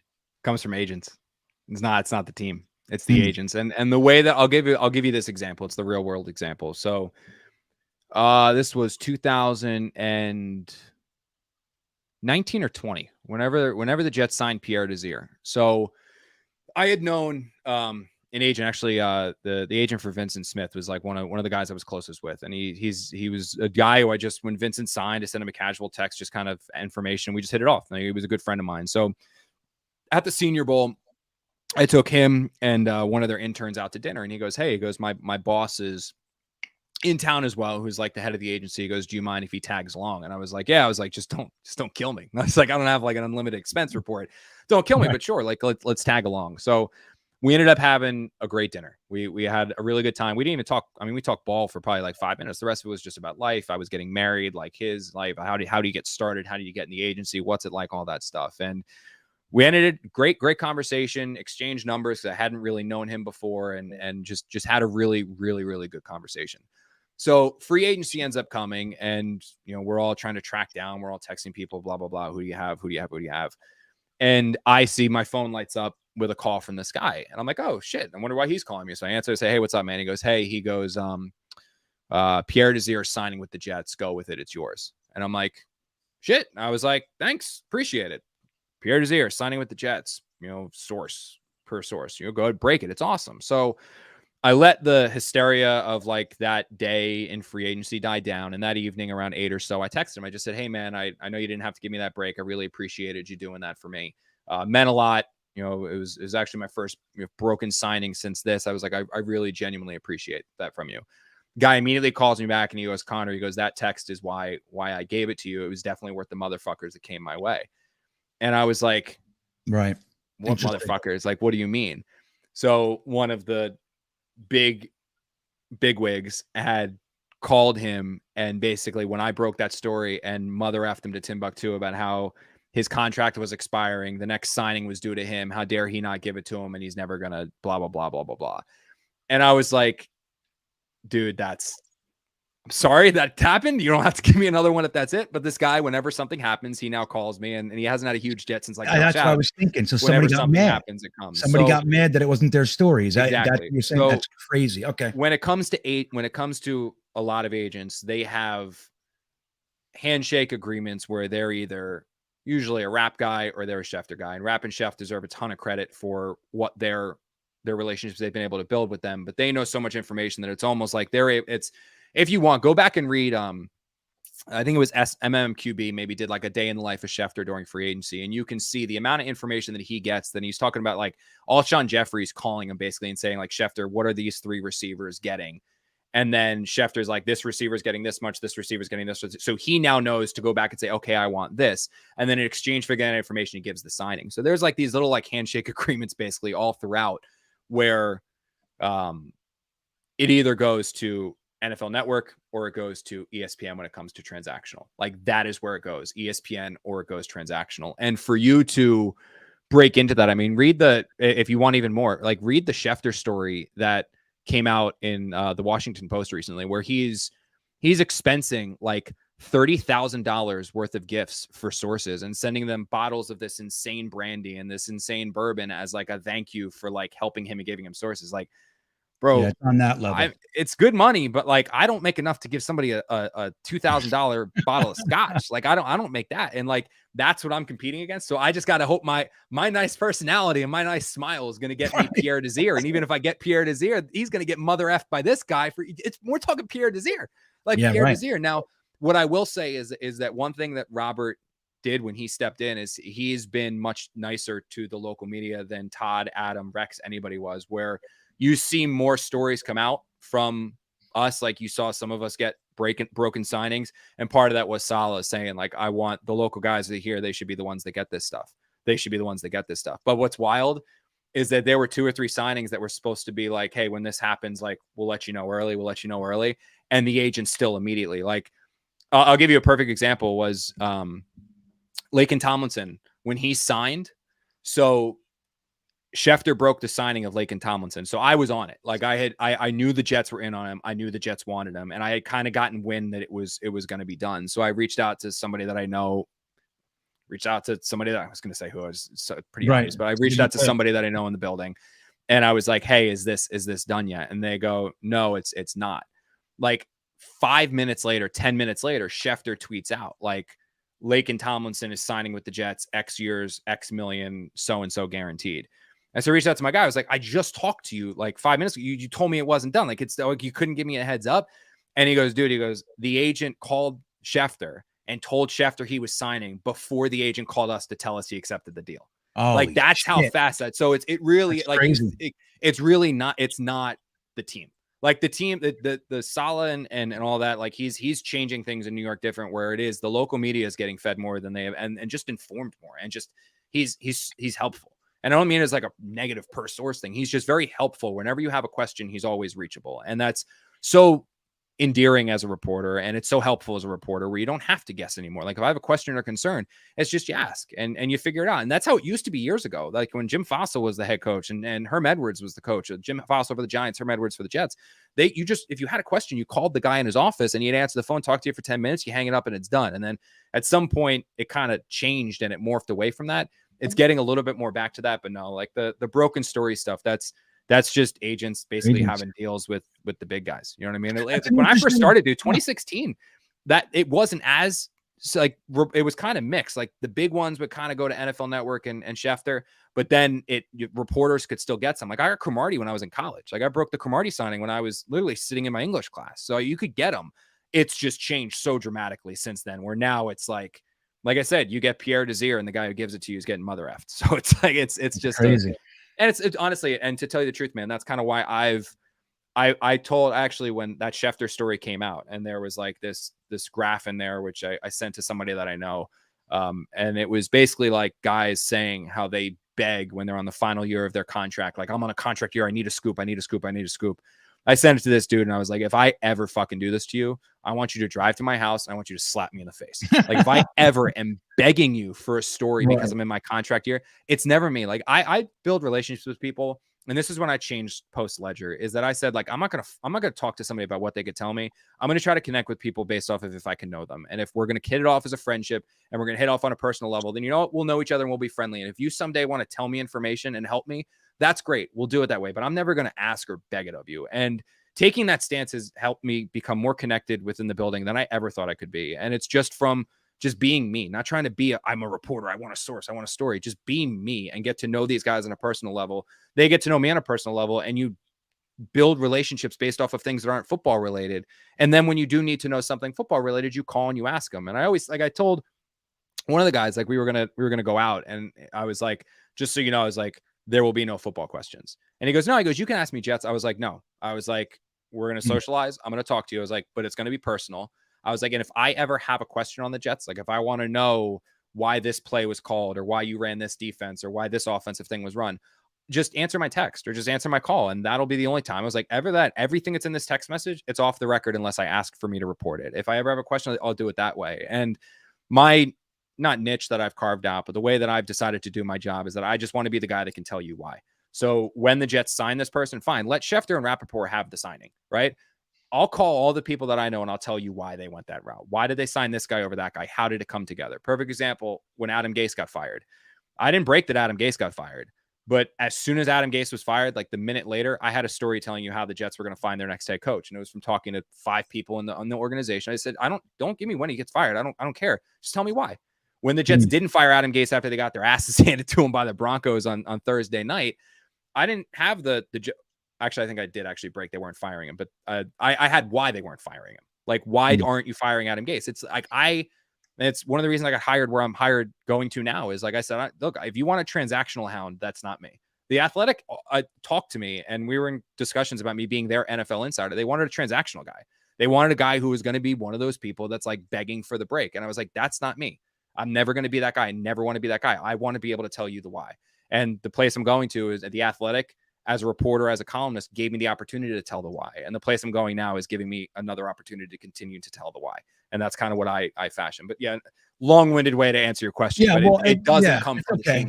It's actually all agents. Hey, it's okay. I've been labeled as wordy, so I can appreciate it. Yeah. Take a look on our YouTube comments section. You'll see we're much alike. So I want to take a second. Again, we're here with Connor Hughes, formerly of the Athletic, New York Jets beat reporter. I want to get to a few super chats, and it's a little foreign for you guys in the chat. I understand. I'm usually very chat active. I'm not there. I see the chat, but I'm more focused on the conversation I'm having right now. So forgive me for if I'm missing your comments and such. So let's get to the first super chat. This is Michael Elias. I appreciate it. Thank you, Michael. He says, hey, Connor and GreenBean, I like both of you, and I think Connor tries to give a level-headed approach regardless. Connor isn't Rich and definitely not Manish. Matus, though Rich has grown on me when he joined the Jet Lounge. Oh, that's funny. I was actually on the Jet Lounge when Rich popped in for the first time. Interesting. Rich gets a bad rep, man. Like, you got to just I have him here. Like, he's been doing it for so long, and I get he's snarky, and it's just, but that's just his personality. Like, he is the same snark to me as a person. Like, I mean, even at my wedding, like he made comments to me at my wedding. Like, but that's just who he, like, he's so endearing, and he is, I get he can rub some Jet fans the wrong way, but he's so fucking good at his job. Like when you look at look at some of the other ESPN writers and look at like the story, that notebook that he gives you every week with those nuggets that he digs out of nowhere and the numbers he digs out. Like, honestly, I get why he can piss some Jet fans off, but Jet fans are really lucky to have him. Like, that dude is good. That dude. I'll take it. I appreciate it, and you know him better than I do. Jet fans don't like him. Look, the way I see it is, I've known Rich Cimini for 30 years, and my opinion remains. But I appreciate that, and thank you, Michael. Thanks for the compliment. So let's see here now. B2B, sadly B2B. I think we may have touched on this, but I'm going to read it nonetheless. So B2B, thank you. He says, Connor, the fans feel like journalists are pressured to make their articles more salacious and more spun because they face pressure to get eyeballs on the content. How true is this? Maybe not for you, but in your industry. Now, let me just add to that for B2B, because we did talk about the pressure from above to get the clicks and all that sort of stuff. Now, nationally, we have an idea, and this will tie in with B2B's question, that the Jets are kind of a very easy, just burst of clicks. If you want to get a million clicks real quick, say something about the Jets. The Jets fans will go nuts. We flood your page for a minute. Do you think we feel like, and the word salacious is just perfect. Do you feel like this is accurate? Like that the stories are more spun and even expanding out from the beat, but nationally, that the New York Jets in particular are somewhat of an easy target, and not just because they're losing, but because of the fan response. Yeah, I mean, the easy target. Yeah, I mean, you guys were made fun of on Ted Lasso. Like, it's like, yeah, clear. It's just an easy. It's an easy shot. It's like the low blow. It's like, it's like the Knicks line. Like, say Knicks for clicks. Like, it's not as extended as the Knicks. I mean, you want to see traffic. Like, I can never. The Knicks sell more, do more numbers than you could even imagine. It's absurd what they do. But I just think it's like it's one of those things where I don't know if it's. I would almost compare it to, like, when anything bad happens with fans and everyone, like, if it happens in Philadelphia, it's so much worse because they're the fans who threw like batteries at Santa and snowballs at Santa and all that shit, and it's just always blown up if it's Eagle fans. But honestly, it happens at every stadium. Like, it's just because it's Eagle, they have that reputation. Well, the Jets, same. Not all the same shit that happens to the Jets. Like, no one else's quarterback gets mono, but like, it just seems like weird stuff like that happens just to the Jets. Like, even as much as like this Zach Wilson story that just came out, like, it just seems like this stuff like just happens to the Jets. But as far as salacious and spun and stuff like that, I not anymore. It was there when there were times when I would open up the news and read things in it and be like, what the hell is this? And just be like, there's a little glimmer of truth in that, but it's just blown up to be it's like the, thinking like Adam Gase walking around saying I'm rich as fuck. And it's like, no, like, I don't, was that said in chat? I have no idea, but it's like, no, not, I don't think anymore. I mean, I'm thinking about that media room, and I have not read a story, at least in the last 2 years, that was written by somebody in that media room as one of the beat writers. The columnists I don't always read, but written from one of the beat writers where I was like, man, you just took some unnecessary shots to rip this team. I don't think that's the case necessarily anymore. I think, unfortunately, you just happen to have a lot of negative news right now because this has been a team that has had a lot of negative news centered around them. Like, they're just, I'm not trying to hammer this home, but like, I feel like Dickie kind of saying it, but this team has been very bad for the last few years. That, like, there's a lot of bad things that lead to a very bad team. You know what I mean? And I think because there's just all that out there, it does feel like you're just laboring and hammering home on just bad. When in reality, I don't know if that's necessarily the case. It's just, you have to eventually find the good. If the Jets are an 8 or 9 win team, you're not going to have the stuff that's written about them right now. It's going to be mostly, or if not all, entirely positive. So I've never felt the pressure to write negative about the Jets since I left NJ.com. And I don't know if there's that many people that have. Like, it has been like that in the past. It was like that when I was driven by clicks at NJ.com. It was never like that at the Ledger. It's definitely not like that at NJ.com anymore. And I haven't seen that from the Post or the Daily News under DJ or Charles McDonald when he was there. Yeah, that's another interesting answer. And like, look, you mentioned it before, of course, and I respect and understand every organization, every magazine, television, they're going to have their own philosophies, motivations, whatever else. But it does seem like when you look at it as a collective, it really is interesting. Just as one work of art, let's call it, the New York Jets and the weird stuff that happens, but the seemingly never ending onslaught that we get, like, just even like Shap, saying, that when we were winless 2 years ago, under Adam Gase's last year, and he said that the NFL should change the draft system so the Jets don't get Trevor Lawrence. And this is the kind of stuff. So much better going to the Jaguars. There's me on record. Jacksonville, Jesus, with Urban Meyer and all that grab assing going on. So it's just interesting, and obviously you can't speak to all that stuff, but I do think it's an interesting question because it's something that, in addition to 10 years barring 2015 of just purely atrocious football and losing, this is the stuff that we weather, in addition to other fans popping in every now and then to give us a poke in the ribs. So we're sensitive to it. We really are. And I think we get defensive for good reason. And that's why when we look to our beat and we see, like, for example, like, Rich Cimini asking Michael Clemens if he's ever been considered a tackle. So I gotta correct you here, because I did hear that wasn't Cimini. That wasn't Cimini who asked that. It wasn't. It's the guy who asked it. I can't say that. That's going to be okay. Fair enough. I can tell you, this guy has a similar voice, but I've seen it on Twitter. Rich has corrected it a couple times. And it's like, because this guy asks some really wild, I'll tell you off air. I'll text it to you and let you know who. Fair enough. But it was not Rich. Like, because I saw that and I saw it on Twitter. It popped up like, why is Rich asking that? That was not Rich. And there's been probably some questions that you hear where you've been like, why is this being asked? How is he asked? It's not Rich. I'm telling you, like that.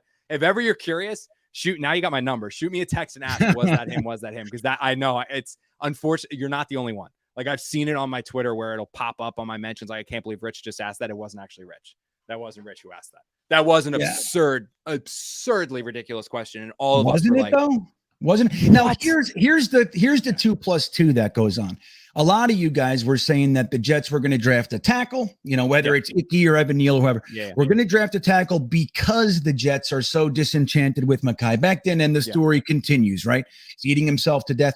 That when we did draft a Michael Clemens, that we're trying to just please make my ideas that the Jets are going to get Mekhi Becton, make it accurate. So talking about Michael Clemens, do you think there's any truth to that? Am I way out in left field here with that? That I do think you're a little off, because I'll be honest with you. I don't think, at least, I can say, like, I don't think anyone really like I don't think anyone in there really cares that much who they, and I'm not trying to be an ass when I say this. I just don't think anyone really cares who they pick. Like as soon as they pick who they pick, like we all have the thing where like you have your guesses and you put like you based off of your sourcing and based off of who you, I got burned like hell off this one, but based off your sourcing and who you talk to, you put out who you think they're going to draft, and you want to be right in terms of like, it looks good. Like, you know, like the year before when you're like, oh, they're going to do this and this, or they're going to do that and that. Or they might, like, one of my favorites was that I had them drafting Jeremy Clark. And it was only because the guy was 6'6" and I knew Todd liked big corners. So I used to pick Jeremy Clark in the 7th round in all my mocks. And it was like, when they drafted him, I was like, holy shit, I know that guy. But like, aside from that, no, like it wasn't like, oh my God, we said they needed to draft a tackle, and why didn't they draft a tackle? I didn't know that's honestly, like, once they pick the player they pick, our entire focus in there goes to, does the kid have a good story? Is there something to write about here? Does he have a good story, and is he a good quote? It doesn't matter the position or any of that stuff like that. Did you play tackle thing was like one of the most wild questions I've ever heard somebody ask. And I don't even know why it was asked. Like the guy's a little out there, but it was like, I don't really understand it that much. But no, that's one where I know people have said that, like I've seen that before. Like, oh, are you angry because they didn't draft who you thought? Like, at the end of the day, my whole thing, and this is just a me thing, I freaking hate the draft. I think it's just a total crapshoot and nobody knows anything. And if anyone knew half of what they thought, every team would be loaded and there would be like 90% less busts than what there are. Like the draft's like a 20 or 30%. I just hate it. It's just my thing. That's been since I was a kid. I've always hated the draft. It's just, it drives me nuts.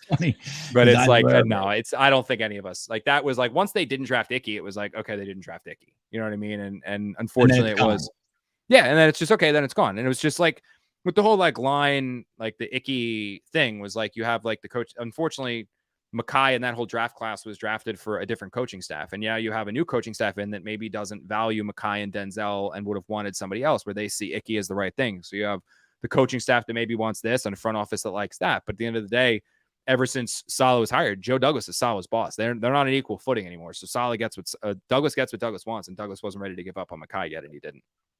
Yeah, which is that's such a cool point because it's one of the things we complained about as fans for a long time. Like there's a mix up here, man.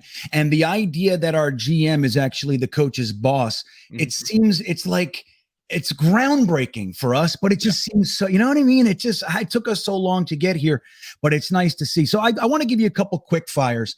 And then I promise I'm going to let you go. All right, good, man. It's been fun. I've had a blast. Yeah, me too. I appreciate. Next time I'll be able to actually look at the camera. Next time when I do I know. Let's look up. Yeah, I know. I'm like seriously blind. I'm looking at, in many ways, just a ball of light right now. Yeah. I can barely see. But I do appreciate it, and thank you again, guys. We're here with Connor Hughes, New York Jets beat reporter, at least for now. We'll find out. I'm still gonna be covering the team a ton. I'm gonna be doing Jets and Giants.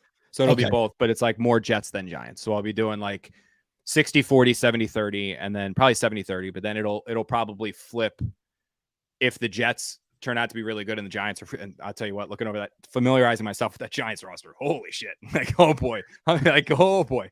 Yeah. But if the Giants end up being good or the Jets, it'll flip. So if the Giants are good and Jets are bad, I'll be doing more Giants than Jets. If the Jets are good and the Giants are bad, I'll be doing more Giants than Jets. So it'll be something like that. But based off that roster, I don't think it's going to be the latter. No, it's good. Right. Well, it looks like it might be rough for a minute over there too, which makes us. I mean, look, so you don't like to do the misery loves company thing, but in this sport, in this game, it feels pretty good. Yeah. Feels, at least it helps a little bit, So I want to just let you know, Ryan from Jets Talk 24/7, we were asked, so when do they play golf, these two? If you want a free round of golf, when I come up there, I'm coming up for opening day. Maybe we go get a free round of golf. I'll tell you what, I think I said this to you, or I said this to somebody in a DM that messaged me, like, of all the insults I've had thrown my way throughout my life, I'll wear Country Club Connor like a badge of honor. I like that's that one. Good. Like that one's I heard that. I've heard that one of my mentions. They drop it in when I used to do Can't Wait. I keep saying my show. It's not my show anymore. It makes me want to cry. But when I used to do the Country Club, I was like, you know what? Of all the things people could call me, I'll accept that insult. I'll take that one on the chin. Yeah, well, it's a good one. Now, I might be wrong here, but I'm going to give the credit where it's due. That's our buddy Frankie from Flatbush. at least as far as I know. So you want to give credit to where it came from. That's where it came from. It's been around there for a minute. Like I saw it. And I don't know if he listens to Can't Wait, or I don't know if he's heard Can't Wait before, or if it just spread on Twitter. But I've seen it on Twitter and social, and I saw it in our chat, and I was like, that's not bad. I was like, that's pretty good insult. And then it kept going and it kept spreading. And I was like, all right, you know what? It's all right. If you guys want to, it's better than some alternatives. Well, it's better than the one Samini has, which I'm not even sure if he knows. Dick Chimney. Don't tell me. Oh boy. Yeah. Dick Chimney is a pretty good one, man. It has layers. It has layers. So let me as far as the team right now, we'll break out of this. I just want to get your thoughts on a couple things. I said, quick fire. Who's starting at left tackle? I think it's probably gonna be Fant. I think it'd be Fant on left, and I think so. I mean, I got, you know what's gonna suck, and this is like the truth. Like I'm already giving the Jets shit about this because it's absolutely freaking ridiculous. Is their media policy now prevents us from reporting who's with first team, who's with second team, who's with third team. You can call that the Denzel Mims rule. And then now, aside from that, they also are preventing us from reporting the specifics of formations. So in the past, you could get away with it because there were no first team, second team. So you could never say positions.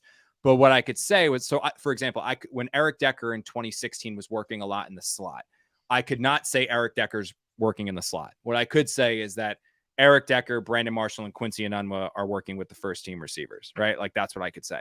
Interesting. Now they've specified it as much as where we can't even say positions. So I texted with somebody at the media relations. Like, hey, I was like, a massive story this entire off season. And something Robert said we're going to find out at camp, we're going to find out at camp is like, who's left tackle? Who's left tackle? Who's right tackle? I was like, reading this media policy, not only can I not report what I see, I can't ask Robert because you can't ask questions based off of that. I was like, are we going to like bend this slightly because this is not a defensive, like, you know, competition thing. It's just who's your left tackle, who's your right. Are we going to be able to like just bend this slightly? And I was told the policy is the policy. And I was like, man, you're going to have a media uproar if that is the case. If we can, like, the biggest story basically around this team, which is true. Like the biggest story around this team is left tackle, right tackle. Really, that's it. Because you know who your quarterback is. And so I'm like, man, you better let us know tomorrow. So I do think, based off of what Robert said, and George Fant, I checked in on that today. He's going to be back soon. That's nothing big. Like they're just being cautious with him. He'll be back pretty soon. But based off of what Robert said at the Senior Bowl, I think Fant's going to be left and Makai's going to be right. I think that's how it's going to shape up. That's interesting. Now, if you guys want to take a chance on making that decision yourself, my Versus game in the Versus app, which the link is in the description of all my videos. You can click on that app. You can put $1 down, $10 down, $100 down, and pick who you think is going to start at left tackle. And if you're right, you win some money. The link is in the description on Versus app. Little ad there, but we're having some fun. And that leads me into the next question. Mr. Show from the Jet Show, he wants to know your thoughts on Pinnock. And that's going to be a Versus question. Who's starting at safety, Pinnock or LaMarcus Joyner? What do you think? Is this real with Jason Pinnock? No, it's real. They love him. I've checked in on that one. They love him. Like they are big fans of Pinnock. I think that Jason's more of a 2023 starter. So from what I understand is that he could be involved. He could work himself into the conversation, but this year it's probably going to be Whitehead and Joyner. And then they're going to work him in, and they want to give him a full year to learn free safety, full year to get it down. But no, there's every coach says it every single year where it's like, don't read into who's working with the first team in OTAs and minicamp. But like, if you've got a dude like that working ahead of some veterans who have had playing time before or getting all of the first team reps or doing substantial things like that. Like I remember Jordan Jenkins as a rookie was like heavily involved with the first team. He ends up being the starter. So it's like, you see it all the time where if these guys are getting these reps now, it's generally a sign of things to come. With him, though, I do think they love him. That's not fake. Like they really do believe in him. He's just probably 2023, not 2022. Yeah, that's I mean, look, I'm hoping there's nothing I like more than when a guy comes from the bottom end, you know, the back end, and actually just a great example before you were covering the Jets, but an undrafted free agent years ago, Victor Green, he had almost a 0% chance of being anything. And he ended up being somewhat of a legend for Jets. So I'd love to see Pinnock do that. Another one. Now, as far as the wide receivers and the offense go, like, so we redid the tight end room. Finally, we got some good running backs. Who do you think is going to be the most impactful skill guy that we have? Is it a Garrett Wilson, Elijah Moore? Is it a Breece Hall? Is it a Trevon Wesco? And what do you think? Yeah, sure. Yeah.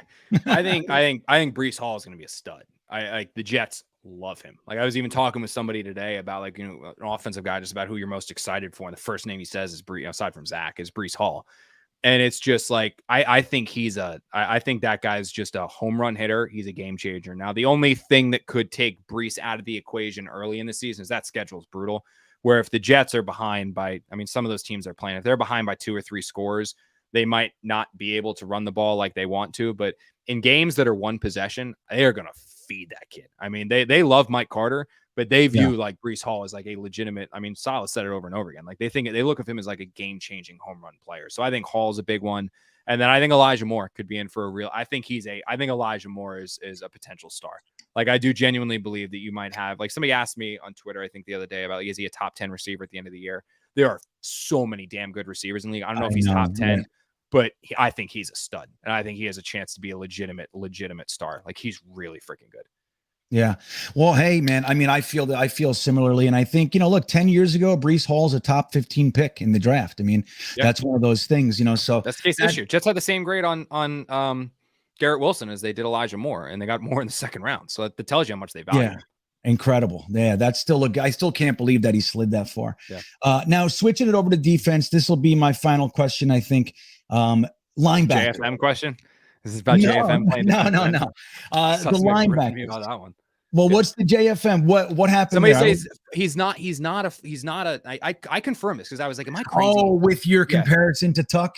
Yeah. No. Yeah. Somebody's like, he's their defensive tackle full time. Like he's going to play as defensive tackle. It's not the case. Like I confirm that because I was like, am I crazy? Like, am I missing what I saw in OTAs? Like, what am I going? No, like in base defense, JFM's your defensive end. Then once you're in a passing situation, like think 2nd and 7 or longer, then he moves inside. But in your base 43, he's defensive end. Quinton Williams, I said Sheldon Rankins, but Solomon Thomas, Nathan, whoever you want that other defensive tackle to be. And then so JFM, Carl Lawson, Quinton Williams, and whoever you want that other defensive tackle to be. Then once it's 2nd and 7 or greater, you're going to have JFM kick inside and Jermaine Johnson will come on the field, or Bryce Huff for some rotation of that. But like I know somebody else, I got ripped for that. Like, I got ripped pretty good. They were like, no fucking way he's going to be your I was like, dude, like, I thought it was, I didn't think it was a surprising thing. I was breaking news there with that one. Well, you know what I'll do? I'll save the tweet where you said that, and when you're wrong in a couple months, I'll remind you. Yeah, retweet. Yeah, when week 1 they come out in their nickel defense and he's inside. Exactly. Yeah. Say, hey, here's some numbers for you. Yeah. But it just, that's it. I didn't even know. I wasn't aware of that. No, but that's some pretty cool information. That's one of the positions we obviously have our eye on. Carl Lawson coming back, and then Jermaine Johnson and Michael Clemens, and we signed Martin. So there's a lot going on in the pass rush department. Seeing JFM kick outside would I don't know, that would surprise me a little bit. But that's so as far as he'll play both. He's going to do both a ton. It's just in base he's your defensive because it's more of a running down, and they know they can get an extra run stuffer on there, and also have JFM like shut down that side. Like he will shut down that side. So this is forget my linebacker question. I want to do this, the last one. Now linebackers too. That's fine. You can go 2 more. I want to ask this one now. So as far as now, we talked about this guy earlier. He had a rough year. He had COVID. He had food poisoning. Where do you see Mims this year? Realistically, is he off the team? Is he wide receiver 5? Is he going to play specials? What do you think from what you've heard and what you've discussed this year? There's been some compliment. What do you see him, contributing and/or, will he be on the team? Yeah, I think he'll be off the team. And I don't mean that as like the Jets. I think you're going to have the Jets speak glowingly of him anytime his name comes up. And I think you're going to have like him talked about even when like he's not brought up, like, oh, Denzel did this, Denzel. I think you're going to have him because I think you're going to try to bump up his stock a little bit. If you think about, and I don't mean this as I actually said this on the last Can't Wait we did, was that I don't mean this as a shot at Denzel. This is not, he's cavalier in practice. This is not drops. This is nothing. I do not mean this as a shot as why he's getting off the field. After the Jets drafted Garrett Wilson, after they re-signed Braxton Berrios, you basically have your top 4 receivers locked in place. You know what I mean? Like, and to get Denzel on the field means that you're going to take Garrett, Elijah, or Corey off the field. And I don't think you're going to do that. Or you're going to have to take Conklin, who the Jets freaking love, or Uzomah off the field. And I don't think the Jets are going to do that. So if you're Denzel, You're a former second round pick. His representation thinks that he can be a starter. He obviously thinks he can be a starter. And if you're on the Jets, you're going to be looking at most, like 5 offensive snaps a game, where the Jets might have like a few select packages where Denzel's in there and they send him deep or they try to throw him a 50-50 ball, but that's it. Like you're 5 snaps. It just makes more sense for a Denzel Mims point of view to be like, you know what? Send me to a place where I can compete to be a starter. Send me to a place where I can compete to be on the field regularly. Send me somewhere where I can play more than just 5 snaps. And I think ultimately what you're going to have is Denzel go to a team and be traded for, like, at this point, I'm actually not even going to say what he's going to be traded for, because Joe Douglas, I don't know how the hell he gets what he gets. Like, where he got the 4 for Herndon as well. Like, I would think like 6-7 from him, but he gets a 4 for Herndon. Right. It's like he'll turn a 2 into a 2 with him. But yeah, I think that's what you're probably looking at is that it just makes more sense for him not to be on the team for than him to be on the team, because he's not really a great special. Like, he doesn't have punt or kick return value. He's not really a great gunner on either of those teams. He's a receiver. He's not really a special teamer. And I just think it makes more sense for him to go to a team where he can give him a chance to play offense. Like, give him a chance to start anew, maybe an offense that's similar to Gase's, that's going to use his linear speed better than what obviously LaFleur is going to, and go and get him a chance to play. So I don't think he'll be on the team just for that reason. Not because anything Denzel does. Yeah, well, hey, that's a tough answer to swallow, man. Look, it's it also means the Jets receivers are loaded. It means you've got a lot of receivers. Right. Fair enough. Yeah. And it does mean that. And that's obviously a change of pace for us. Look, when the team has to get rid of, good players at whatever position, that's a good thing. Yeah. When you have to trim the roster and get rid of guys that could be starters. But it's just a shame that we can't figure out how to use a 6'3", 4.38 speed, 50-50 ball guy. But that is what it is. Now, I'm hoping that maybe he's the 5th wide receiver and he's just catches 30 balls this year, and they know that he can go build up to it. Maybe they'll let Corey Davis go, whatever it is, the evolution of the offense next year. But we'll see. Now, we do have we have a couple super chats here, and we'll do these quick. So Jose Corniel says, "Is Michael Clemens the real thing?" Now that initial press conference, scary as hell, isn't it? Dude, he became a legend overnight. He became Chuck Norris. Today shows up shirtless. I think it's awesome. I know. Yeah. That was the right way to do it. That guy. If he's trying to keep this thing going, what do you think? Is he, from your perspective, what you've seen, what you've heard, is he the real thing? Is it real deal, or is he a developmental project that maybe in 3 years or something we might have somebody? Yeah. So we haven't seen him do anything just because the Jets ran such a light OTAs and minicamp. But I'm working on a story on him. So I've talked to his 2 of his college coaches, his high school coach, or his coach at Florida State, 2 of the guys that were at his JUCO, one that came before he arrived, one that came after he arrived, and then his high school coach. And the one thing that all those guys tell me is that he's just a badass. And one of the examples that he gave, I think this is Florida State positional coach who told me this, was that there's play every single day in practice. He said from this first practice until his last practice that he was there, whenever a running back would take the ball around, like I don't know if you've ever come to a training camp practice or anything like that. Yeah. Every running back does the same thing. Like defenders chase him for the first 15 yards, then you let him go, and the running back keeps going down the field. Michael Clemens, and I'm assuming he will probably still do this with the Jets, he will run with the running back all the way down to the goal line. Like and by run, I mean sprints after the running back all the way down to the end of the field, then sprints all the way back to the huddle and does it all again if he does. Like, he just will not stop running. And I just think the motor, his story of fighting it back. I mean, he was just out of position in high school, was kind of living back and forth with his dad. So he missed spring ball, so didn't play. Then he got hurt. I mean, I know Jermaine Johnson's the 1st round pick. He's going to get a lot of headlines. This dude just he just wants to play football. Like, even how he didn't watch the draft with anybody. You're right. So when I was talking to his Florida State coach said this, we were just talking, he goes, he just doesn't he doesn't care about the lights, doesn't care about the limelight. He just wants to play football. He goes, wouldn't surprise me if he watched the draft by himself. I was like, no, he literally didn't watch the draft with anyone, to the point where I was like, is everything okay? He goes, no, I just think we're going to see him on the field. But even like the guy who scouted him with the Jets told me, he goes, he's one of those dudes that when you see him in his pads and you see him standing on the sideline, like the guys on the other sideline are going to be like, holy crap. Like, that's like, we got a freaking issue. So I think you're going to see him work. He's going to be one of those guys that forces himself into the rotation. Now, the thing is he plays a very similar style and very similar position as JFM, where he's like inside and outside, like that Tuck Brandon Graham type role.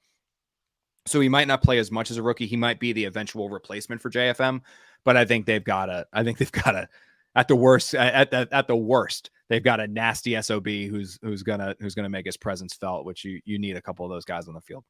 Oh man, I hope you're right. I love hearing that. What the story you told at practice. I mean, that's look, we can talk till the cows come home, but when you see a guy like that putting in work like that, that's just delightful. It's a good thing to hear. Proud New York Jets fans, thank you for the super chat. He says, "Can we get Connor in the hangar with us week one?" Yeah, well, so I'll let you in on a little secret here.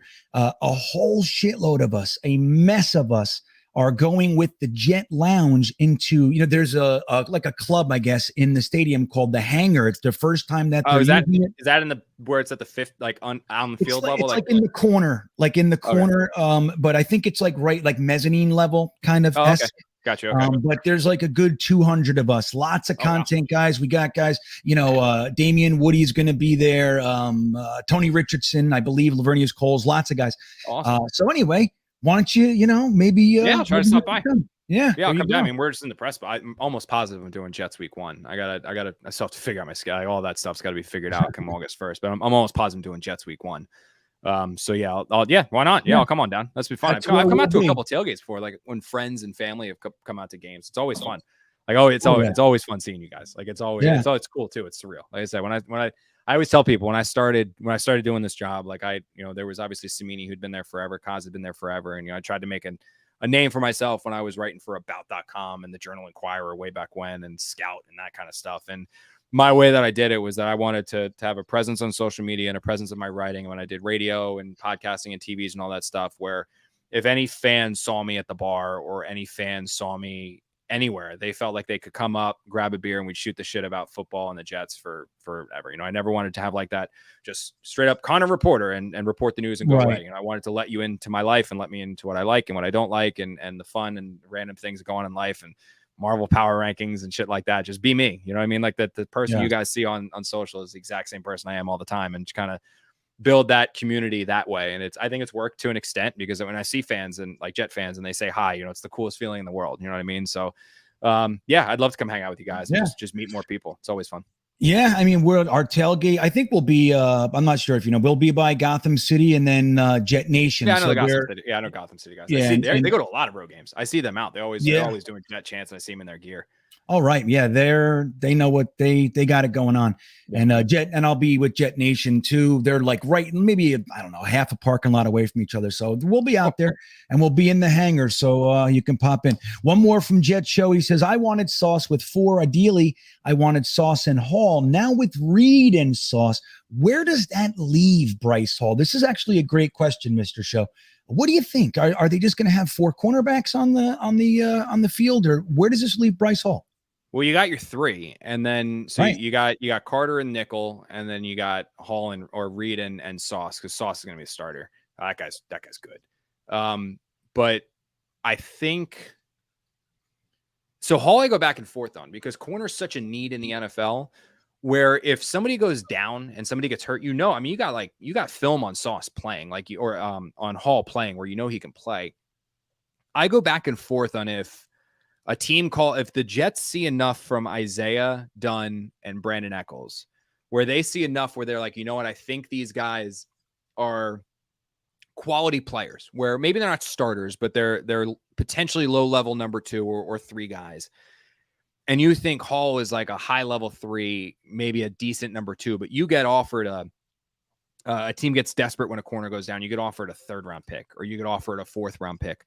I wonder if the Jets wouldn't look at that and say, like, we have 2 backups who we know can fill in, 2 guys, Isaiah Dunn and Eccles. We can move Hall now for a 3 or 4. Do we do it? Like, I know they love Hall as a person. They love him as depth. They know that he can play. Like, they like him a lot. They view him. They view him as a number 2, number 3 guy. They view Sauce as a lockdown number 1, and then DJ Reed as a high level number 2. So they saw it as a chance to upgrade the position. But if you have those guys, and you got 2 quality backups, do you really want to keep a 3rd quality back? Like, I wonder if they would move them. I wonder. I don't think it's their goal. I don't think they'd want to, but it might make sense from a team perspective. Just like you can get another draft pick. and you never, like, you've seen what Joe can do with picks. Like, you never know where you can move him to, or you can take that 4. Maybe something happens to Fant and you need to go get it, and suddenly you can use the 4 you traded Hall, where you can go like wheel and deal, that kind of a thing. You never really know. So I go back and forth on that one, but I've toyed with I think I did a 53, and I actually had him getting traded or not cut, but traded, just for the simple fact of, like, a corner goes down, a team knows the Jets have an excess there, and they know that Hall can at least hold the fort down. Do they give up a pick for him, like a contender that's desperate? I wonder if that would happen. Yeah, that's I don't think that's likely. I don't think that's likely. I don't know. I could say, I mean, look, if somebody comes in, like you said, with they're desperate and they throw out the right offer, like, hey, they, kind of, an offer you can't refuse, so to speak, something higher than you think, maybe you do. I think it's still wise. Look, if anybody's had injuries, it's us. So maybe you keep that depth while he's still cheap and everything. But it's a good question, Mr. Show. I think we're gonna have to keep an eye on that. I want to acknowledge our good buddy Jake Asman is here. I just lost it. He said that he's offering a shoulder to cry on for anyone who's upset when Connor's prediction of Denzel Mims getting traded takes place. If you need a shoulder, reach out to Jake Asman. He will happily console all those upset by such a move. And thank you, Jake. Where is it? Yeah, there it is. If you need a shoulder to cry on, Mims later. So there you go. Good guy, that Jake Asman. So listen, man, I think that's about it, Connor. I want to thank you for coming on. Again, this could have gone a very different way. And we have quite the beat rivalry. Yeah. Yeah. Well, and I shared with you that night I sat down, I started putting beats together with some of your comments. I was gonna have a good old time, but I'm always a fan of, like I said, of discourse, of communication. I think just even universally, I'm a big fan of it. So I appreciate you reaching out to me. And look, I appreciate you answering some of the questions about, that I asked earlier. So no problem, man. Yeah. Thank you for coming on. Thank you for having me on. Like I said, it's a bias. I felt bad when like I was like, shit, like, that's not me. I was like, why'd you get heated? Like, why'd you get hot-headed with that one? Let it go. So I wanted to reach out. I went to Twitter originally, and your DMs were closed. So I was like, shit, how do I get? And then luckily I found you on the gram. Your tweet. Yeah. Surprise. Yeah.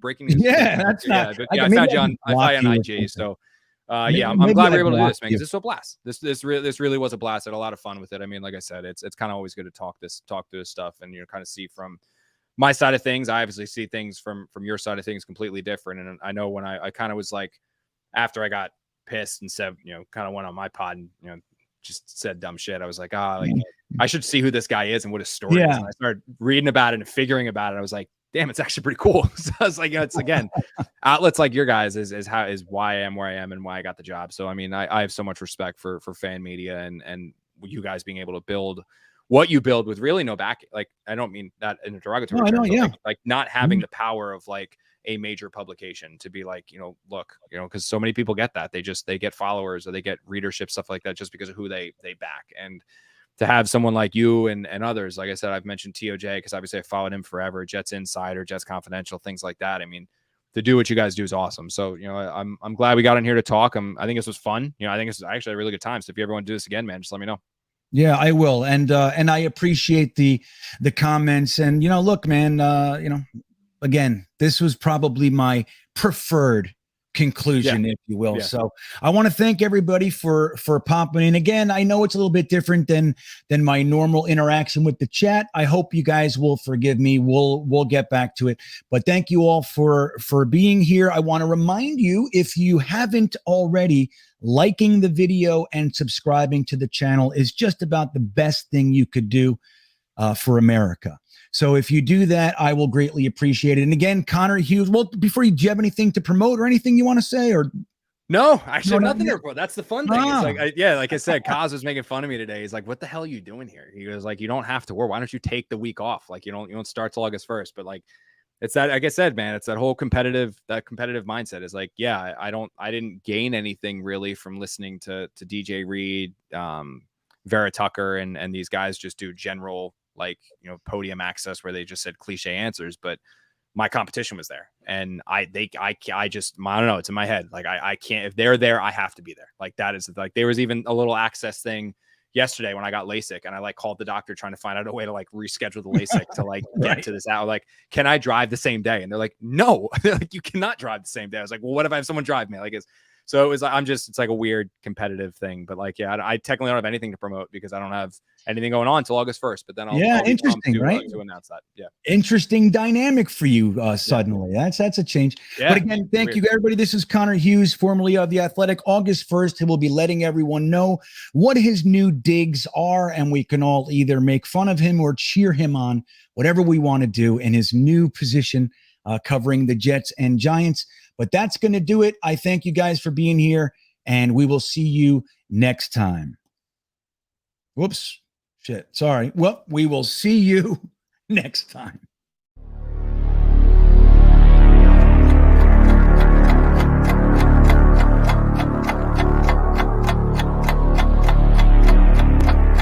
I think he's going to be day one, a violent vertical edge setter. He's gonna beat the leg. I see some gas on this. Get that mindset to put your shoulder on somebody. Dig, drop, you're finished. Hey, burn down. This is weird. Get worse than that, sorry.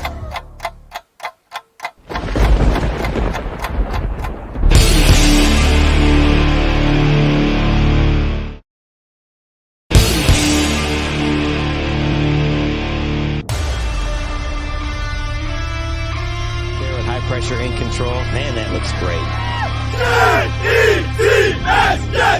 Jets! Oh my God, it's so beautiful. 78 degrees, Jets football, and we're winning. That's what's going on today. That's why everybody's so psyched. This isn't no happenstance. This is a guarantee, just like Joe Namath said. See that? There are few things in life you cannot put a price on. Loyalty, tradition, fierce passion. Today is a gigantic family reunion because finally, they're back.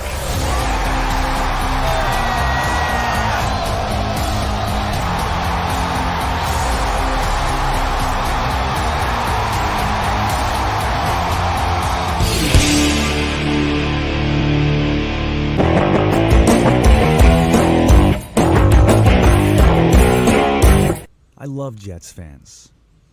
You name one other organization that deals with the shit that we deal with and is still this passionate. Sure, you got the little segments, the dog pound.